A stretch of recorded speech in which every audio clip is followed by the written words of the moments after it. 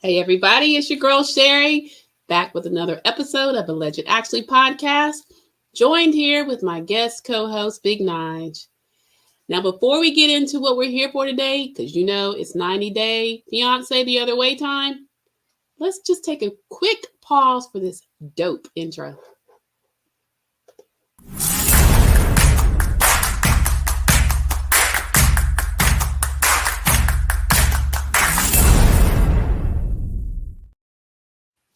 All right, guys. So welcome back. For those of you that are here for the first time, welcome. Over here, we do reality TV recaps, pop culture, and we also are starting to get into some riveting interviews. We've got some great ones on the replay. Just dropped the one with Monica Love, co-author of Design Your Wealth Mindset. If you haven't checked it out, I want you to go over and check it out. But today, this is 90-day day. So, Big Nige, before we get into it, just want to do a quick check-in. How you doing today? I'm doing good. It took me a little longer to get home today because of a car accident. So obviously we love Oh, to see that after work, but all's well as ends well. I'm good and I'm okay. ready to get started. All right. Sounds good. Sounds good. Prayers and shout outs to whoever. I hope everyone's okay that was involved in that accident. But, guys, just like Big Nine said, we're ready to get down to it. So, the episode 90 Day Fiance The Other Way. This is episode 8, and it was titled Much Ado About Everything. So, the way we do our recaps for 90 days, we just go couple by couple and talk about what happened in the episode. And we're going to kick it off with Statler and Dempsey. So when we left them last week, they were getting their new van that they were going to ride off into the sunset and start their wonderful adventure together as a couple. So on this episode, Statler had started to relax a little bit about the whole van situation. However, anxiety kicks right back in when they get ready to stop and you set up for the evening and the heat is in question. They don't know how to really operate much of anything. They're not sure if they even have heat at this point. And so, wasn't a whole lot with them other than the fact that Dempsey decides to call the guy that they bought the van from. He walks them right through it, and the heat's cranked on. But to me, and Big Nige, I'm gonna ask you about this. It to me sends off a bigger message. Simply, Statler is just questioning everything about this whole van adventure. Dempsey's still in her happy place. I think it's deeper than the van.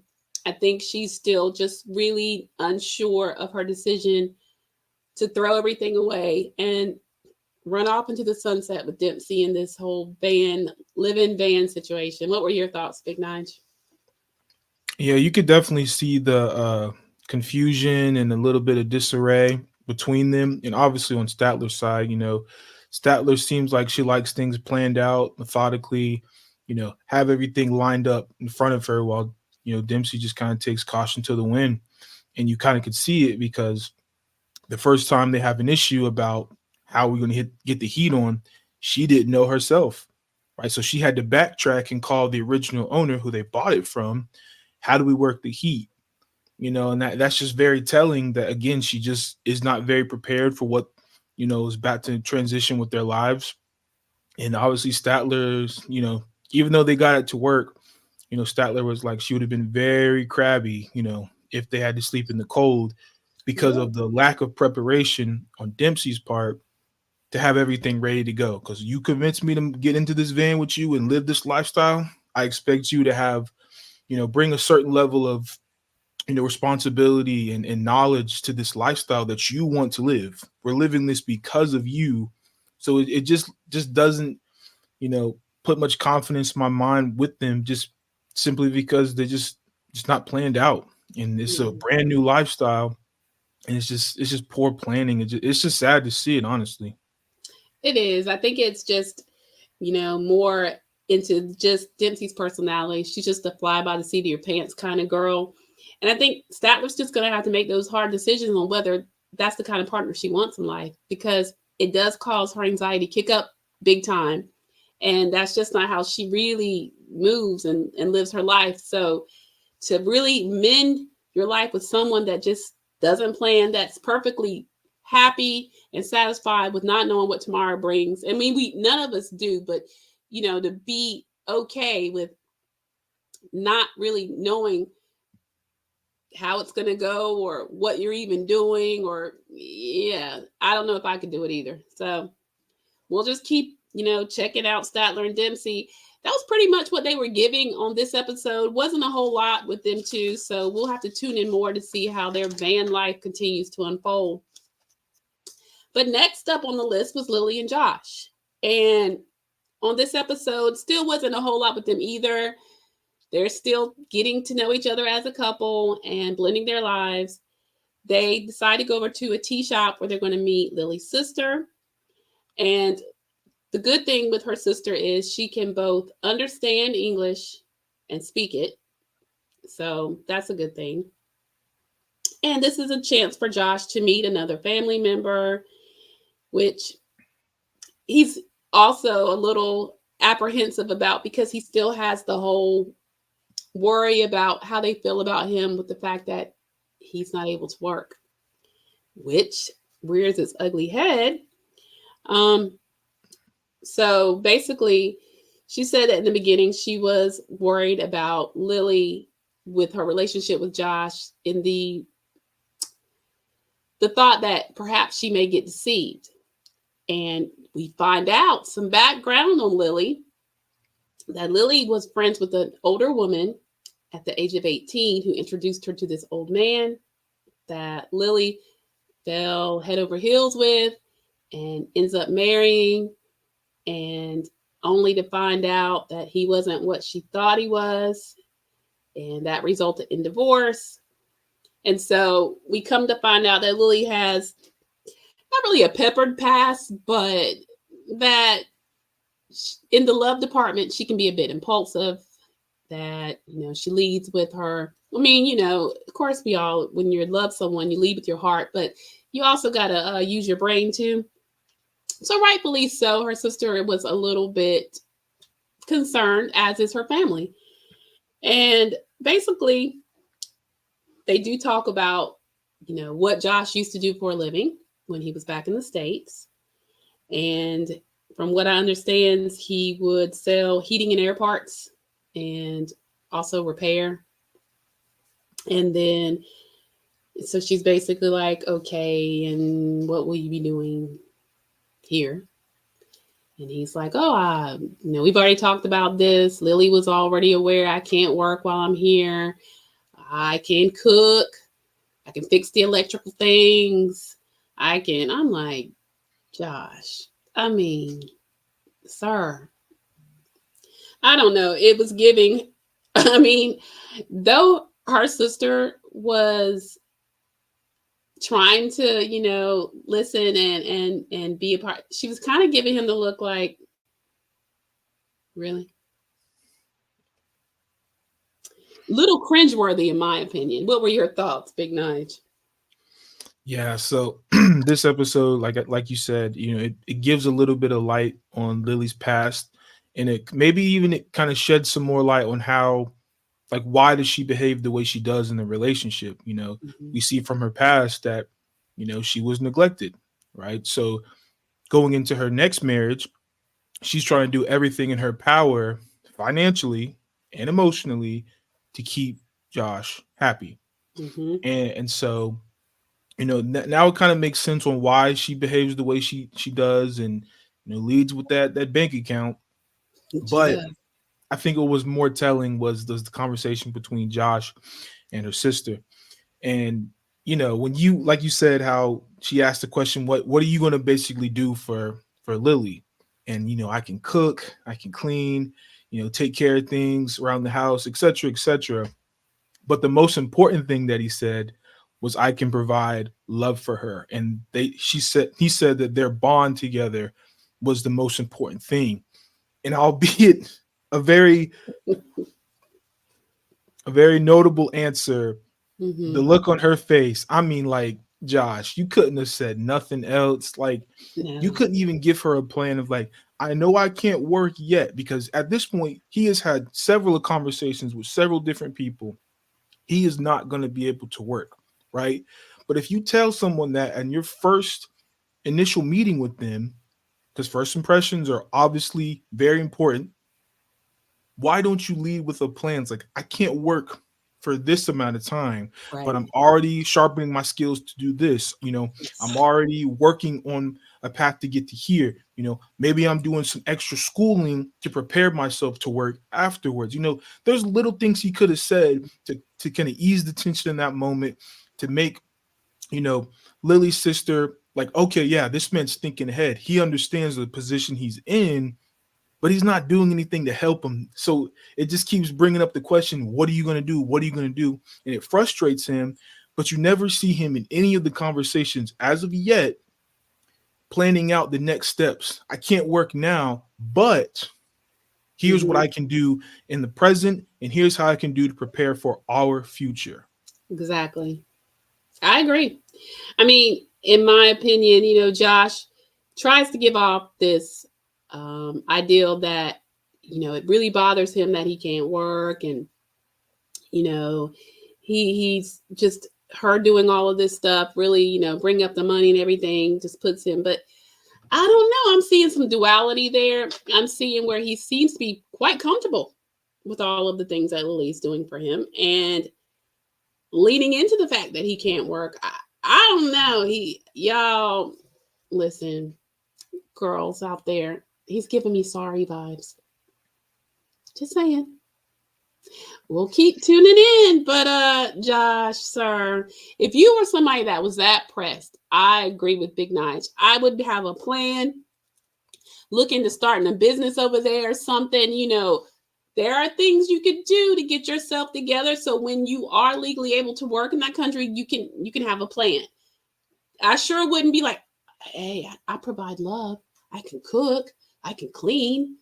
I mean, if she needs something done, with the electrical or all this high tech stuff in the house, I'm your guy. I'll learn. I'm going to learn the language. Sir, bye. Mm-mm. Anywho, we're going to move on over to James and TaTa. Y'all, there's a lot to unpack there. Even though I'm going to say this episode was what I would consider more of a filler episode because it didn't give us a whole lot with most of the couples, we have a few things to discuss with James and TaTa. When we left them last week, we leave with TaTa at her mom's feet, just sobbing and kissing her mother's feet, which is a cultural thing that if you do something, to upset your mom, and if you're married, also comes to find out, upset your husband, that, you need to ask for their forgiveness. And when you do so, um, they believe that heaven is under your mom's feet, which is why she was at her mother's feet. And then ultimately, after that, her father instructed her to do the same with her husband. Okay. Um, at this point, James is freaking out because he just doesn't know what's going on here. I mean, because she's inconsolable at this point. I mean, the emotion that she's evoking, the tears, I mean, just the gut wrenching cry. He just is lost. He does not know what's going on. I don't know about you, Big Nige. I felt bad for him because that wasn't what they had planned out. She kind of left him out there. We get into why it got to that point from her perspective, but at this point they kind of wrap it up. She does say her I'm sorry, it's the forgive me's. She says it to James. He hugs her like, oh no, but he's still very confused. The mom is like, all right, we're going to take care of your debt, and the dad is still saying, that basically he's going to pray for them. And there's just a lot of questions that James even has as to what's going on and what is their future going to even be like, because that was not where he saw that conversation going at all. So, well, I'm gonna let you weigh in on that part, Big Nige, before we get back to when they get to the hotel. Yeah, so it one thing I'll say, since we're talking before they get to the hotel, I mean, obviously he was very confused, and clearly in the conversation before it blew up, they didn't even get to the part of the conversation that he wanted to. And I know we'll touch more on that when we talk about their conversation in the hotel, but it's just it was a very tense situation. It's again very hard to translate both languages, to understand both languages, and to convey them into the information that both parties can, understand. So I get her point in how that could be frustrating and stressful. You're already bringing up a topic that you don't really want to talk about. You're already talking about, moving, to this country that you wanted to do as TaTa, but James had some reservations, but he put his reservations to the side for the betterment of your health and to make you happy as your husband. So a lot of pull, a lot of give and take in this relationship. But James, he held on to his guns, and even though they got some of the conversation in, and then he allowed her time to regather, allowed them to kind of do, because again, he had no idea what was going on. Mm-mm. It's very telling for how he was understanding there, but then when they get back to the hotel, it's a completely different story. Ooh, yeah. Yeah, yeah, yeah. So, with that, let's get on back to when they do get back to the hotel. He asked her, like, what was the crying about? And she's trying to explain. She's sitting there on the bed, very frustrated. She's like, listen, I'm trying to translate for you. I'm translating for them. And then you keep in my ear about me saying something. And it's hard to try to translate. I mean, she's yelling. She's clearly upset, but he is not moved by it in the least bit. No. Basically, he was like, and then from her perspective, she was like, I did what I was supposed to do. I asked for your forgiveness. And she's mad that he didn't apologize to her. Now, y'all, listen. I get it, TaTa, but I just think she's being completely unfair. They are in Indonesia because that's where she wanted to be. She knows about all his reservations. She knows that he's worried about not being able to make ends meet. She knows that he's not the kind of man that wants to take direction from her father. I mean, she said it before she got there. And it just seems like to me, when the inevitable is happening right before her eyes, she can't seem to handle it. But he's like, look, he tells her, like, look, you just I get that. He gets mad, though, when she gets really angry. Apparently they don't, they're not used to the hurling curse words at each other and all that. James is not here for that because TaTa was hot. She was mad. And all that little girl crying, she was directing her anger right on towards James. So, but I thought, when he was saying, look, I still didn't get what was going on. He was like, I don't want to take that money from your parents. I think that frustrates her, number one. And then he was like, look, this is really not looking good for us. He was like, we've been here this little bit of time. She gets mad because it's really not going her way. And she's basically like, I'm just going to go sleep over at my mom and dad's house. And he's like, you know what? You would leave me at this hotel by myself and go stay at your mom and dad's house. And I'm here because of you. And you're going to leave me hanging like that. And basically, he was like, if that's the case, if this is how we're going to do this, our marriage is not going to work. Not here. He was like, and I'm not. He's concerned. He was like, for that matter, it's not right. We may as well go back to the United States, which she does not want. So, what were your thoughts, Big Nige? I mean,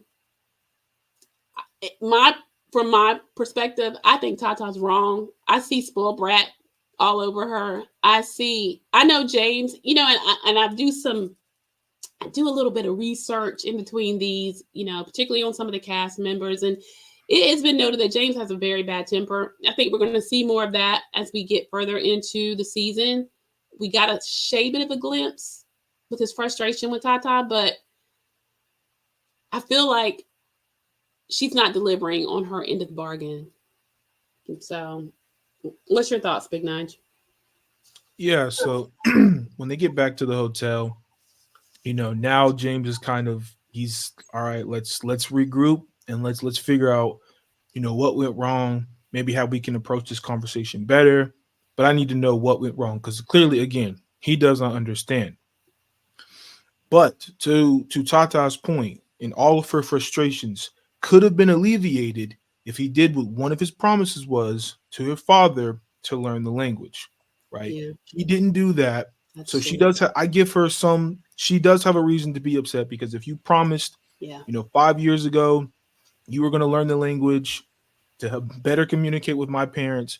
He does not do that. So that's already a broken promise. And now it's double work on her to continue to translate on a language good that point. you well knew you should have learned by now, if, even the basics, right? And so I can't absolve him for that. However, when we get into the crux of the conversation, and now he's asking, the elephant in the room still is, how are we going to make money to stay here, right? Because I have my reservations as James Mm-hmm. moving from the states to begin with. But again, we did this for your health. And clear as day, as soon as she's back in Indonesia, we haven't heard nothing about the illnesses and ailments that's Mm-hmm. plagued her since she was in the states. And maybe it was something with the cold weather. Maybe she just need to be somewhere warmer. Whatever the case may be, that is no longer a concern. The concern is financial. It's that green stuff, right? And his Mm-hmm. biggest thing when they were in the little shopping store before they even had the conversation with the parents was, I don't want your dad, I don't want your mom paying for our bills. I just want to know a plan in place for us to pay for them with our money, with their help. If they're going to help, if we're going to do the banana chip business, cool. All right. But we need a plan. We need to understand we're not pulling too much from them to take out of their pockets to put in ours. We want our own stream of income, however that can be. And that was still not discussed. What happened was the way that it was portrayed, and I'm not throwing any shade on anybody, but how it was portrayed, we have a problem. We need you to fix it. Right. And that's exactly how James did not want it phrased. He was saying, since we moved here from the States, we have some baggage that comes with us, but we want to take care of it. We just need to know, how can we take care of it in Indonesia? Right? Because we had a plan in the States. We was good. We was Mm-hmm. living. We was chilling. We even got the best dog in the world. Right? Who yet, as much as they're complaining about, I ain't hear nothing about old doggo. I haven't either. I hope doggo is good right now. Hope But so. to get back to James and TaTa, and then of course they're starting to get their back and forth. But as soon as she swears at him, he's like, "Oh nah, we ain't doing none of this swearing." Like Mm-mm. he said, "I don't want to do this no more because you're swearing at me," right? And that's the moment he hit that switch, it alluded to everything you said about he could have some anger issues, because if she were to continue to keep swearing at him after he shut it down, we might have got our first glimpse, ladies and Yep. gentlemen, at seeing Madman James in action. So, I mean, there's definitely a lot to unpack. Definitely, it's very telling. He did apologize in the end, so that was very, very sweet of him. Don't know if he fully meant it, but I know he didn't want to. He wanted to just de-escalate and move on so they can Yeah. get through this together. But it still bodes the question: how are they going to make ends meet in Indonesia? And how are they going to continue to work through these issues, because more and more issues keep piling up? So something's got to change, or I don't see them working this out in Indonesia or at all. Right. Agreed. And one thing I do like about James and TaTa is you can definitely see the love. He loves his wife. And I know that she loves him. I think she's just really wanting to be home and close to her family. And we'll just have to keep tuning in with them too, and see how that plays out. I don't know. I don't know that they're going to be able to make it in Indonesia, but it's going to be some give and take on both parts. And so we're just going to have to keep tuning in to see how they evolve. So we're going to go now on over to Corona and Ingi. So for me, let me just say this. I'm going to get this one out of there. This is not my favorite couple. Um, I simply because Corona gets on my nerves with the whole soft partnering thing. And I don't really like how she is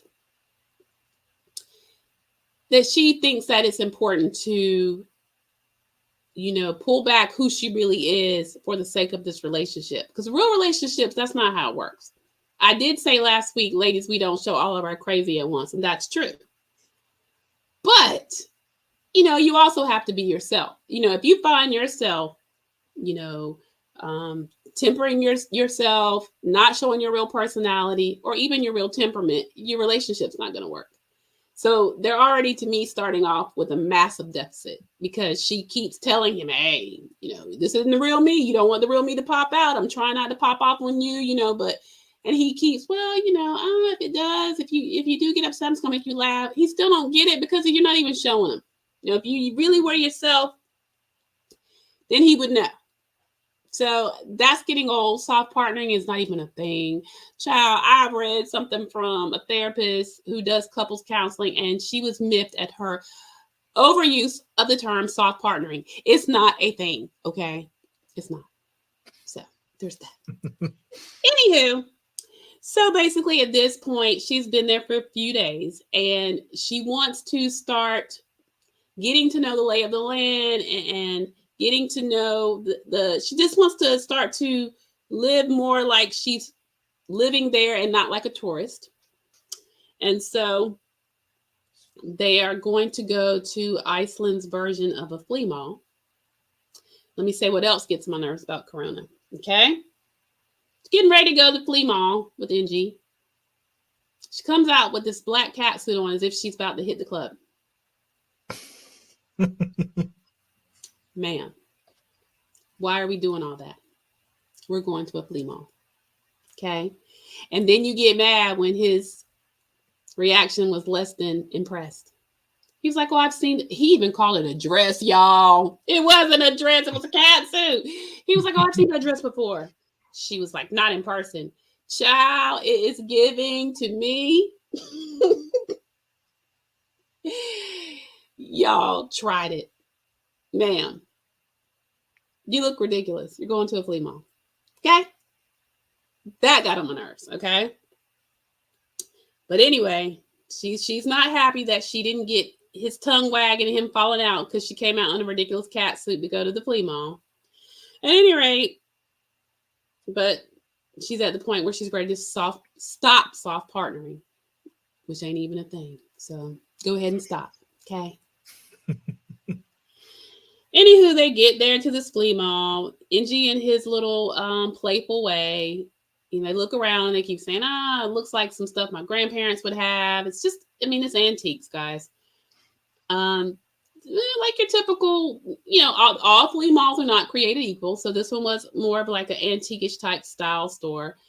And they have what's like a bar where you can get food and drinks. And of course, he takes her over there so that she can try something traditional from Iceland, which turns out to be a shot of some sort of liquor and a bite of fermented shark.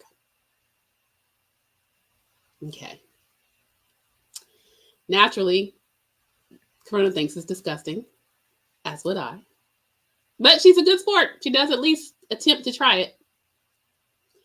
But, again, in Ingi's playful fashion, he's kind of messing with her.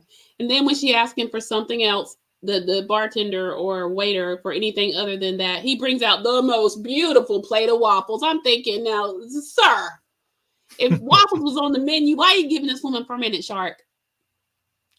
They get on my nerves, y'all. But the biggest takeaway from their little portion to the episode, which was minimal in my opinion, was still her concerns about meeting his family, his parents, which she will be doing on next week's episode, which is the whole thing with they don't know any Black people. She'll be the first Black one. And let me say this too.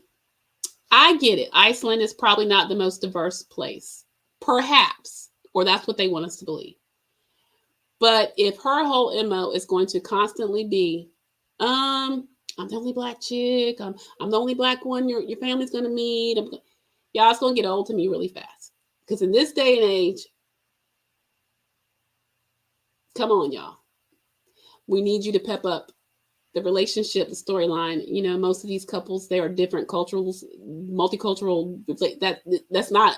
That's old. Try again. I'm tired of them. But anyway, Big Nige, what were your thoughts? Yeah, so again, this episode for them portrayed, Corona trying to again wow, ooh and ah Ingi. And of course, Ingi gives the same response of, you know, eh, it's nice, and she's wanting his jaw to drop to the floor, and that's just not who he is right now. She wants him to be that, and that's just not what he is, right? So, there's still a point of contention with that, and as as her partner, obviously she wants him to show that affectionate side, and I'm here in person now, so I expect you to show more affection and stuff like that. But and he just isn't that much of an affectionate guy. Like, if this is his first relationship, this is just, I guess, how he's gonna be. And she, again, they're both starting in different timelines. She's on an accelerated timeline, and he's kind of just coasting, right? And then it's not going to work like that if you guys are, moving at two different beats, right? You're not in rhythm with one another. So you got all that. You get to the flea mall, and that fermented shark. Good luck. I wouldn't feed that to a dog No. personally. So just that. I mean, I'm sure maybe it was a cultural thing. Maybe he was just messing with her. Who knows? Honestly, who cares? Um, and then we finish off with again the whole soft partnering thing. I kind of agree with you. I think it's just like, if you have this other side to you and he's already triggered it multiple times, there's only so many times you can poke the bear until it finally does something and snaps at you. You know what I mean? So Right. she just needs to stop hiding who she truly is, because maybe that side of her will unlock something else in him. Maybe Exactly. now that I see just how bad she'll pop off if I don't say this a certain way, or I don't, remind myself to do this or that or the other. There's no, you're going to hold yourself back, so he's going to continue to hold himself back, and nobody's winning at the end of this, because both parties are just absolving themselves from each other, right? So other than that, I think the biggest takeaway, again, like you said, is it, her questions about how his family is going to, you know, what are they going to think of her? Talked about his dad was like born in the 40s, so his dad got to be old, super old, right? And there's just not much else to pull from them, because I Mm-mm. think they're gearing up for the next episode Oh where they're yeah. going to go in detail, and she's going to finally meet his parents, and we're going to see what that dynamic is like. But their relationship, it just kind of seems stale, to be It's honest with very you. still. It's very one dimensional. It's very juvenile. It just doesn't have any depth to it. And it's kind of hard to believe them or watch. And even the snippet of next week, y'all, it's the stereotypical. They pick up her hair. Now, sisters, we know we don't play about this. It's giving very cliche. It's very boring. But we're gonna be here for it. And we're gonna talk about it next week. So more on Corona and Ingi next week, y'all. Now we're gonna close out the episode and we're gonna talk about Joanne and Sean. But really more with Joanne, because Sean is not really featured in this episode, because this is where she finally gets a chance to tell her mother that she's actually married. And so her mom is coming down from South Carolina to watch her cat, and she's getting ready to gear up to go to Ireland to be with Sean. And she initially wanted her mother to go with her to Ireland, but her mom says she's old school, and as far as she's concerned, first time meeting this man, he should make his way over to her to meet her. And I'm gonna have to say, Mama, I'm with you on that. I feel the same way. Why am I getting on a plane and going to another country to meet you? You want my daughter? You can come over here and meet me. Give me that respect, at least for the first meeting, you know? So I felt her there, honey. I felt that. And so she feels like her daughter's being really private and about her relationship. And she's like, she wants to keep it like it is, keep going back and forth. She's asking her, is that really what you want? Because, it's just not making sense to mom. So she keeps prodding, and she's there also with her mom is there with her sister, which of course is Joanne's aunt, which they all seem really close. I thought that was cute. I'm gonna also give mom her props. Mom looked young, because she was giving sister vibes. I was like, okay, the face looked young. I mean, I was here for it. She did look young. But basically, Joanne, her mom is just pushing her so much, she finally blurts it out. She's like, I'm married. Okay. Here it is. You finally got me a corner.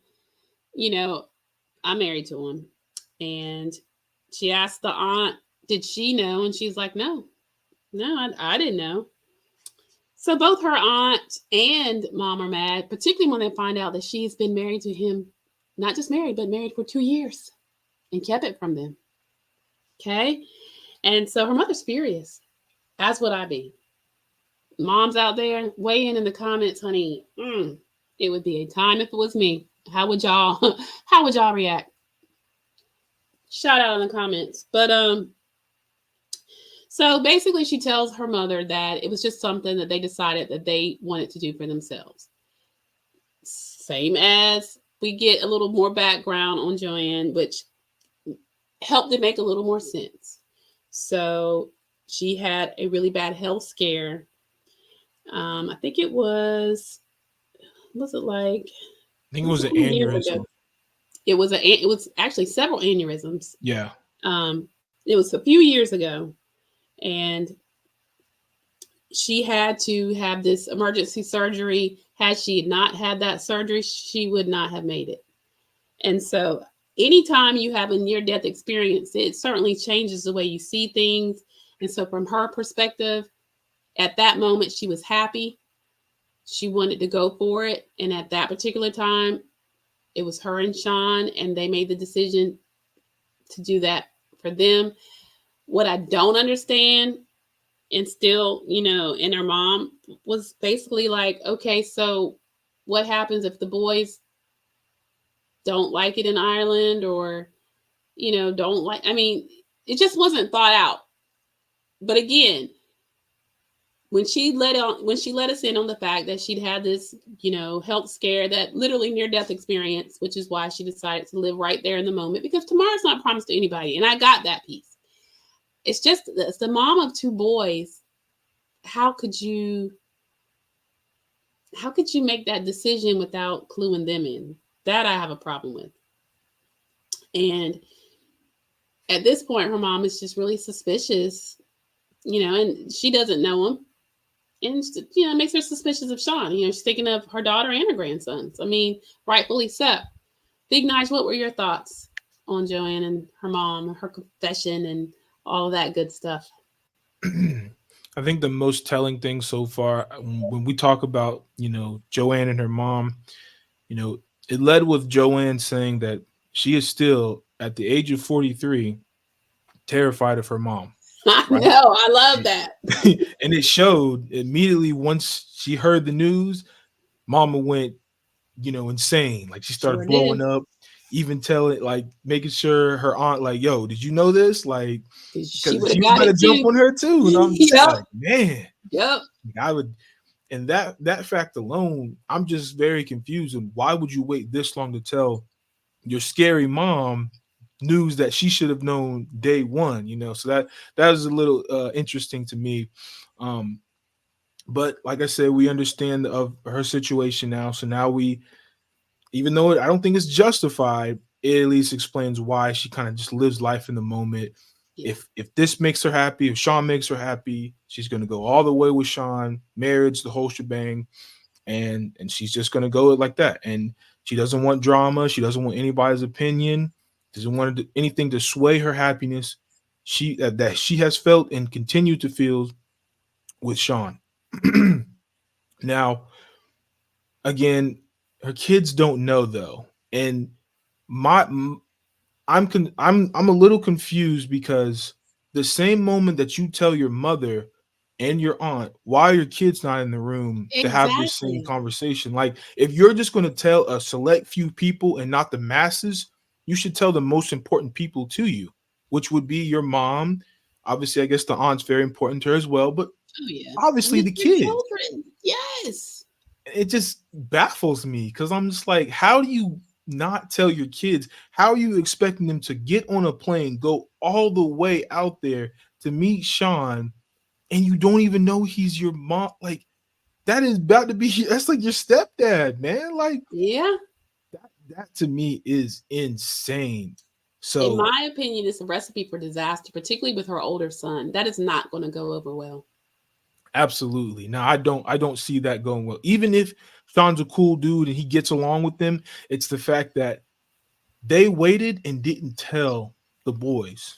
Yeah. Like, especially if they find out that she told her mom, which is their grandma, but didn't tell them, made them get on a plane. Mm-hmm. And for whatever reason, if they don't like each other, now it's the fact that you're telling us after the fact. Now I really don't like this man because you guys are married, you didn't tell me, and I still haven't even met this guy to have an opinion of him. But you went and got married, you went and told grandma and try to get her on board. Like all of it just reeks of just disaster. And it honestly, it kind of makes them both look like cowards. Agreed. Agreed. I completely agree. So, guys, y'all waiting in the comments. What did y'all think of this episode? What did y'all think about Joanne and her final confession to her mom? And the fact, like Big Nige said, she still hasn't let her sons in on this. It's crazy. What did y'all think about Josh and Lily's encounter with her sister Yon and his awkwardness with not having a plan and the way that was cringe? Did y'all feel that? What did y'all think of James and TaTa? Statler and Dempsey? And Corona and Ingi. Are y'all here for it? Are y'all feeling it? Let me know. Put it in the comments. Let us know what you thought of the episode. So, guys, that's what we have for you. That was the episode. Join us next Wednesday when we come back with episode 9 of 90 Day Fiance The Other Way. Join me on Monday for Bravo Monday, where I'll be recapping Real Housewives of Orange County.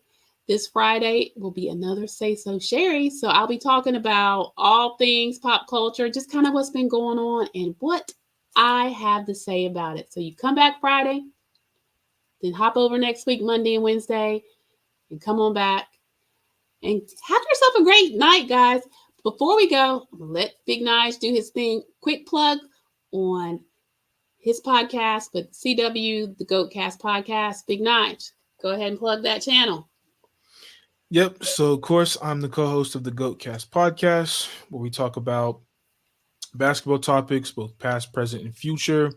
Obviously with my other co-host CW. He's got some content out there too. So definitely go give him a check out on Goatcast Hoops. But yeah, obviously I just got done doing a video talking about if you're into the WNBA, who my thoughts on who will win the Rookie of the Year, kind of Ooh. breaking down, how well the candidates are, what they need to work on, and my final thoughts on who will win that Rookie of the Year. Other than that, definitely come by. We'd love the support. We hit our 100 subscriber goal. We're looking to increase our followers. So if you got any friends, families, associates that would be interested in the channel, send them our way. And I promise they won't be disappointed.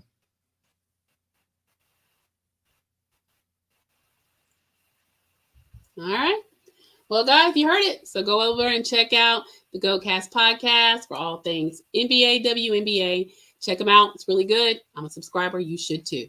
All right, guys. Have a great night. We'll see you next week. Actually, no. I'll see you guys back over here on Friday. Thanks, guys. Good night.